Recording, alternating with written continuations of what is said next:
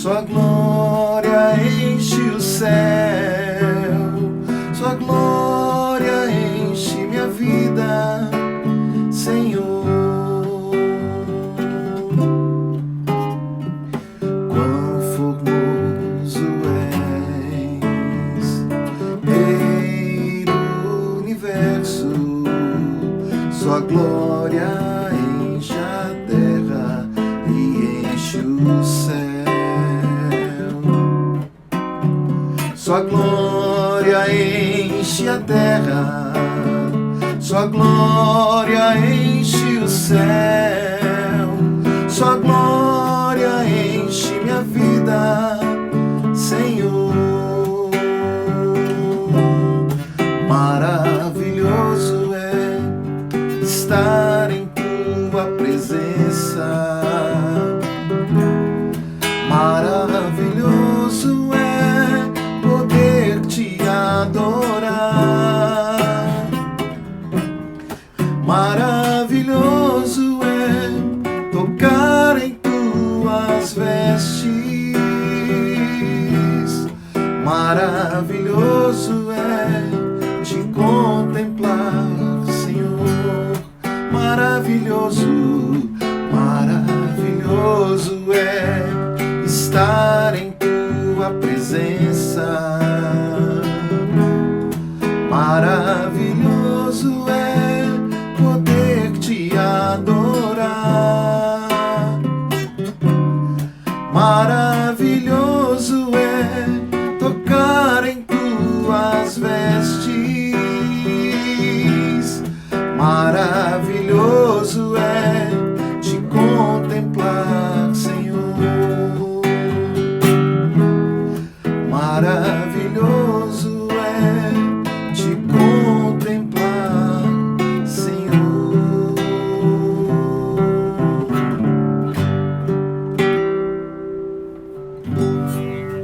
Maravilha! Bom dia para você que já chegou aí.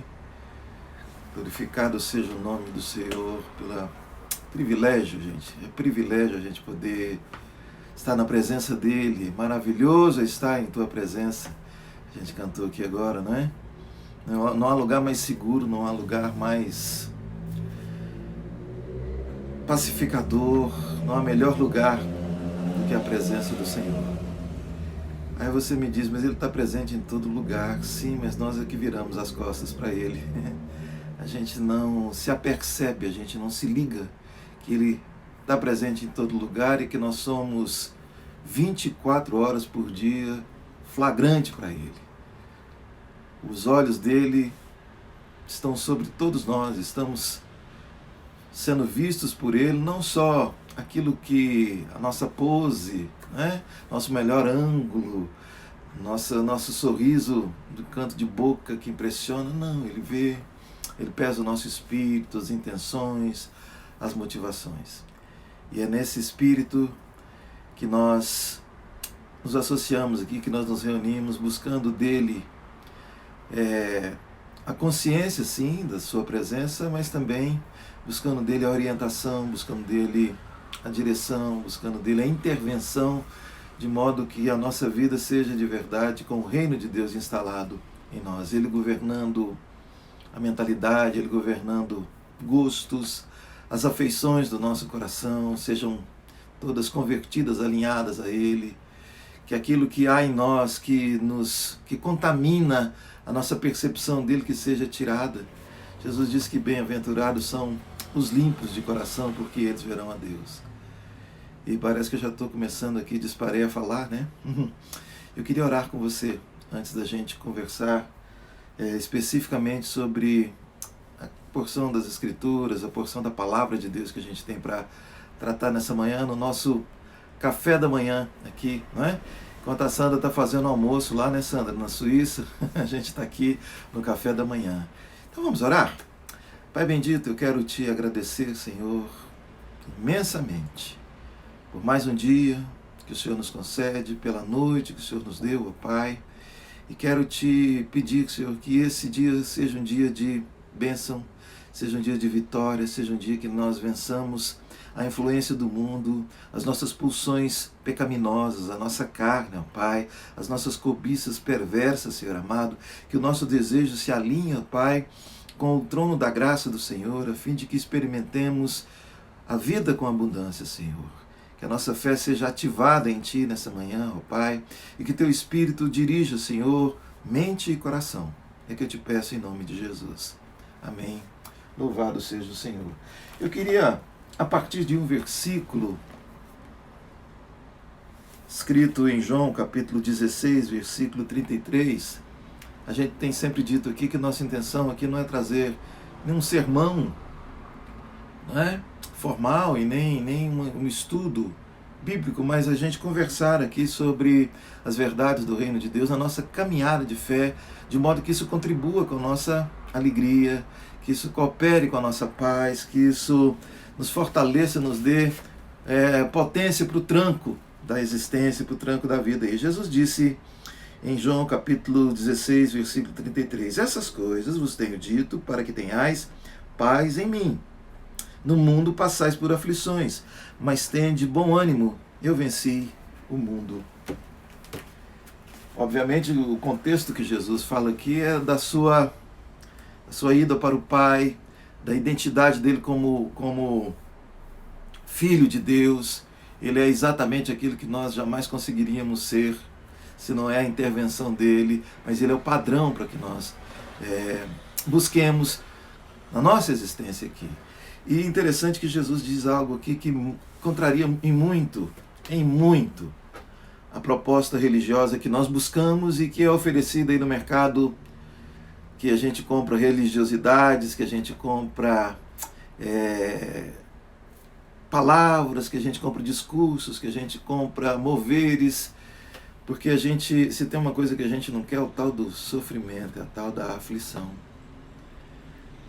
Só que isso é delírio, não é possível a gente viver nesse mundo que jaz no maligno, cujo príncipe deste mundo, ele quis ser igual a Deus e Deus o expulsou do paraíso, Deus o expulsou do céu. Aquele que está aí articulando, maquinando 24 horas por dia, 365 dias por ano, a nossa destruição, nos seduzindo. É impossível viver nesse mundo onde somos amantes do pecado, onde privilegiamos a mentira em detrimento da verdade, onde a velhacaria, não é? Onde os apetites animalescos são privilegiados, onde a bestialidade, a perversidade, ela sobrepõe ao bom senso. É impossível viver nesse mundo sem aflição, porque o mundo jaz no maligno. E a gente vê que a palavra de Jesus, interessante que, se você ler, por exemplo, lá em Lucas capítulo 3, a palavra de Deus ela não estava no aparato da religião. Não estava lá no templo, não estava lá naqueles que, conquanto dissecavam o texto, a letra, conquanto tinham argumentos escriturísticos, mas a palavra de Deus não estava ali, ela estava lá no deserto, porque os homens não estavam interessados de verdade na obediência, mas sim no domínio sobre Deus e sobre os homens. Então, é impossível você e eu vivermos sem aflições nesse mundo e esperando que a religião estabelecida, seja ela qual for, se não for o Senhor Jesus em nós não vamos conseguir ter bom ânimo. Ele não diz aqui para a gente que a gente será blindado contra qualquer tipo de controvérsia, qualquer tipo de intervenção humana para tentar nos destruir. Eu me lembro, estava lendo agora de madrugadinha, sobre Daniel. Daniel foi um homem que o Espírito de Deus estava sobre ele, de modo que ele era um homem extremamente culto. Por 3 reis em Babilônia, Daniel serviu no mais alto escalão da corte, devido à excelência do Espírito que repousava sobre ele. Mas isso ali causava inveja dos políticos, dos vaidosos. O homem gosta do poder e ele faz tudo pelo poder sobre os outros, né? E nem sempre o poder faz aquilo que ele precisa para ele. E ao verem que precisavam destruir Daniel, porque é assim, o mundo quer destruir quem está na luz, o mundo não suporta a luz, dói nos olhos, fere, as pessoas não acreditam que possa haver verdade em alguém, não acreditam que possa haver honestidade em alguém, porque ninguém é assim, tem alguma coisa por trás. E eles jeitosamente fizeram com que o rei Dario editasse ali um decreto que não fosse permitido no reino de Babilônia que ninguém adorasse outro Deus senão o próprio rei, que ninguém buscasse outra divindade senão adorasse o próprio rei. E o rei, ali naquela cercado de bajuladores, vai e assina. E aquele que descumprisse seria lançado na cova dos leões. Porque eles não tinham argumento contra Daniel, eles não tinham no que pegar, ele não tinha brecha no seu caráter, na sua conduta. Então a maneira que eles encontraram foi de confrontá-lo com a sua adoração ao Senhor. E às vezes é assim que o sistema que cerca você, que os espíritos que cercam você e eu, eles agem. Às vezes não vão encontrar em nós mal para se apegar, e aí criam, né? Inventam uma narrativa para que a gente possa, de alguma forma, ter medo de buscar a Deus, que a gente ache que a nossa vida curta aqui valha mais do que a vida eterna que Deus dá, e que a gente, alongando a nossa vida aqui, a gente vai ter mais lucro do que a vida eterna. E aí eu vejo que Daniel, ele continuou orando, e o rei teve que cumprir a palavra do rei, não podia voltar atrás. Lançar Daniel na cova dos leões. Com muita dor no coração, o rei fez aquilo, e diz lá a narrativa do livro bíblico do profeta Daniel, que o rei, naquela noite que ele lançou Daniel na cova dos leões, ele ficou aflito. Ele não comeu, não teve música no palácio, não teve festa, ele não teve sono, ele não pregou o olho naquela noite, sabendo que tinha feito injustiça contra um colaborador íntegro, um homem que não tinha queixa contra ele. Mas olha só, esse é meu ponto aqui para você. Ainda que Daniel não tivesse nenhum tipo de, com perdão da expressão, de rabo preso, né?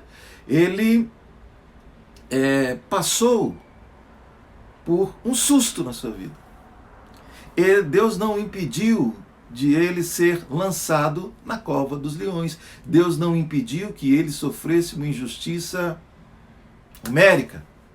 Deus não impediu que ele sofresse aquele tipo de perseguição. E ele passou uma noite inteira na cova dos leões. Fica imaginando que tamanha era a tranquilidade, a paz que havia em Daniel, que ele deve ter feito um leão de travesseiro e outro de edredom. Não é? E o rei, mal amanheceu o dia, o rei Dario ficou aflito, tentando ver, e chegou lá na porta, né, lá à beira da cova, e gritou assim, meio desconfiado: Daniel, acaso o Deus que você ora, esse Deus, ele te livrou? E Daniel levanta e fala: sim, ó rei, eu fiquei aqui, o Senhor, aprove ao Senhor me livrar. Jesus disse que nós vamos passar por aflições, mas tenha um bom ânimo. Nada é para destruir a gente, porque nem a morte nos mata mais. E se você e eu temos esse senso de futuro no Senhor, se nós temos de fato a presença de Cristo em nós, nós temos a convicção da vida eterna. Nós não vamos negociar valores eternos com propostas que possam produzir em nós alívio, que possam produzir em nós qualquer tipo de vantagem que vá fazer-nos negar a nossa fé em Jesus. E eu não estou aqui falando de moralismo, eu não estou falando aqui de legalismo. Eu estou falando do prazer que a gente tem de viver uma vida limpa em resposta a esse amor que nós compreendemos. Porque aquele que vive na prática do pecado, esse jamais viu a Deus, é o que João diz. E pecado aqui eu não estou falando de listas, né? Você pode isso, como diz Paulo aos Colossenses, essa coisa de não toques nisso, não manuseis aquilo, isso é pré-alfabetização no caminho do Evangelho. Mas nós que temos de verdade, nós vamos tendo as nossas faculdades abastecidas pelo amor de Deus, a gente vai vendo que a aflição nesse mundo é inevitável, mas também que nós vivermos uma vida de santidade nele é mais inevitável ainda. E é no caminho da fidelidade ao Senhor que nós vamos sendo livres, não é? No esconderijo do Altíssimo, 1000 cairão ao teu lado, 10.000 à tua direita, e você não vai ser atingido. Mas quando você passar pelas águas, elas não te afogarão. Quando você passar pelo fogo, ele não te queimará. Mas a gente vai passar por essas gretas, a gente vai passar por esses perrengues, sim. Todavia, quando amanhecer, o choro pode durar uma noite, né? A aflição de Daniel naquela cova ali durou uma noite, mas a alegria vem pela manhã. E às vezes eu não sei quanto tempo está durando a sua noite de aflição, às vezes duram meses, muitas duram anos. Eu me lembro, por exemplo, de José do Egito, pelo menos 13 anos José sofreu como nunca.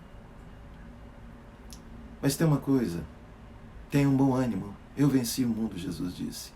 E olha, que vencer o mundo, sob a perspectiva, sob as lentes do Evangelho, não tem a ver com vencer o mundo de, antes dos 30, você fazer o seu 1 milhão, você construir patrimônios, você conquistar milhões de seguidores no Instagram, você ser reverenciado, não tem nada a ver com isso.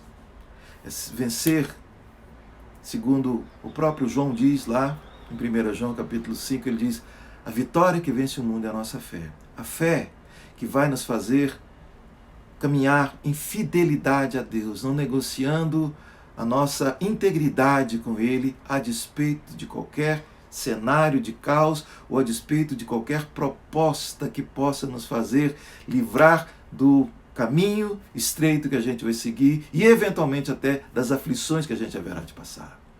E Paulo diz que Deus é fiel e Ele não permitirá que nós sejamos provados além daquilo que a gente possa suportar. Portanto, por maior que seja o aperto, por mais quente que esteja a chapa para o seu lado, por mais que o bicho te esteja querendo pegar, a gente simplesmente passa pelo vale da sombra da morte. A gente não passa mais pela morte, porque todo aquele que creu no Senhor não entra em juízo, mas passou da morte para a vida. Não morte desse corpo, dessa carne que se mortifica, que volta ao pó, mas a morte da alma, a morte do espírito. Que você possa hoje de manhã voltar-se para o Senhor, lembrando das palavras de Jesus. Porque nós como cristãos, a gente segue a Cristo. Nós como cristãos, cristão quer dizer pequeno Cristo, é a Ele que nós temos como modelo de ser humano. É a Ele que nós temos como alvo para existirmos igual a Ele. E há situações, Paulo escrevendo aos Romanos, ele diz que todas as coisas cooperam conjuntamente para o bem daqueles que amam a Deus, para o bem daqueles que são chamados segundo o seu propósito, para sermos feitos, para sermos transformados à imagem do seu Filho. Tudo aquilo que está acontecendo com você, todas as situações, se você de fato ama a Deus, elas estão cooperando, elas estão trabalhando conjuntamente, de forma perfeita, de acordo com a perfeição de Deus, para que você e eu sejamos transformados dia a dia à imagem de Jesus. E nosso conceito de vencer, de vitória, não está em nada dessa terra. Aliás, está em vencer a ideia de vitória dessa terra e abraçarmos de verdade a proposta, a vocação que nos é dada no Evangelho do Senhor Jesus, que é para a vida eterna. Essa é a verdadeira vitória. Porque o próprio Jesus diz de que vale ao homem se ele vier ganhar o mundo inteiro e perder a sua alma. Que vitória foi essa? Que gol contra foi esse? Foi aquele gol de bicicleta, mas contra. E aí? Não é? Que sentido há? Portanto, eu queria deixar essa conversa aqui na mesa do nosso café da manhã, aqui para que você possa ir para o seu dia pronto, apto, encorajado, que a sua fé seja reativada com a palavra de Jesus Cristo. Tenha um bom ânimo, porque eu venci. Mas vocês vão ter aflições. Vai passar pela água, mas ela não vai afogar você. Vai passar pelo fogo, mas não vai te queimar. Vai ser jogado na cova dos leões, mas usa um de travesseiro e outro de edredom e segue o barco. Tenha calma. Calma. Porque não é o fim. E o pior não é o pior. O pior está sendo transformado em bem. Todas as coisas cooperam para o seu bem. Amém? Eu quero orar por você, para que essa palavra encontre ambiência adequada no seu coração, um solo preparado para que a semente ela caia, e quanto mais profunda for a raiz dessa palavra, mais sólida vai ser a sua caminhada. E é esse o nosso propósito da nossa caminhada de oração. Também quero orar pelos enfermos, pelos que estão aí com seus relacionamentos familiares fraturados, tal caos na sua família, na sua casa, no seu ambiente de trabalho, no seu ganha-pão.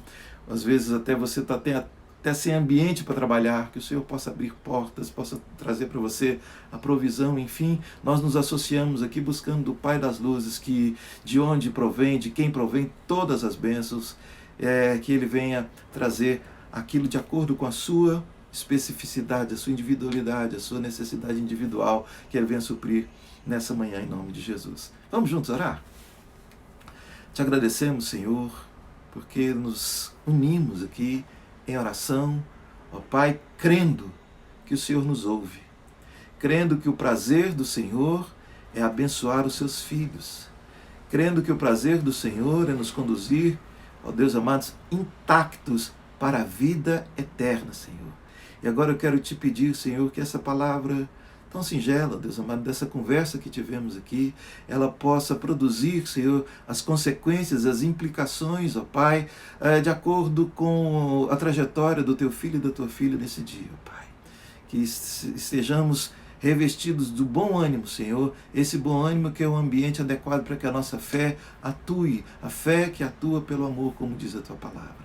Quero rogar ao Senhor que o Senhor visite com cura, com alívio, Senhor, a todos os enfermos, ó Pai, tanto os que me ouvem agora, quanto os nossos entes queridos, que juntamente os meus irmãos colocam diante da Tua presença agora, ó Pai amado, aqueles que estão acamados, hospitalizados, Senhor.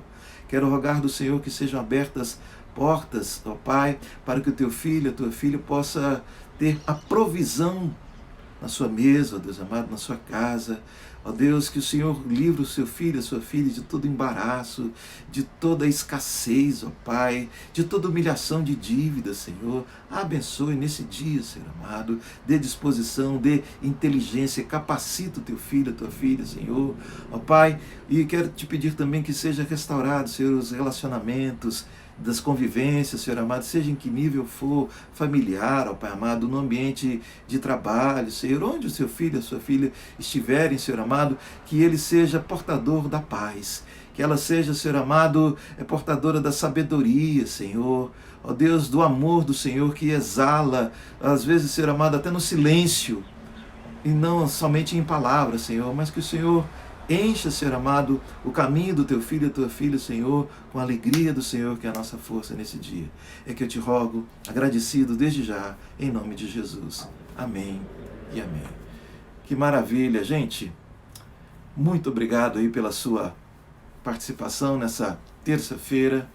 E a gente vai continuar, se o Senhor permitir, amanhã, quarta, quinta e sexta. Enquanto a gente tiver semana nessa semana e tiver vida, se o Senhor permitir, né, que a gente possa estar juntos aqui, eu conto com você, tá bom? E agora que o Senhor te abençoe e te guarde, que o Senhor faça resplandecer o rosto sobre ti e tenha misericórdia de ti. Que o Senhor sobre ti levante o rosto e te dê a paz. Um abração e até amanhã, se o Senhor permitir.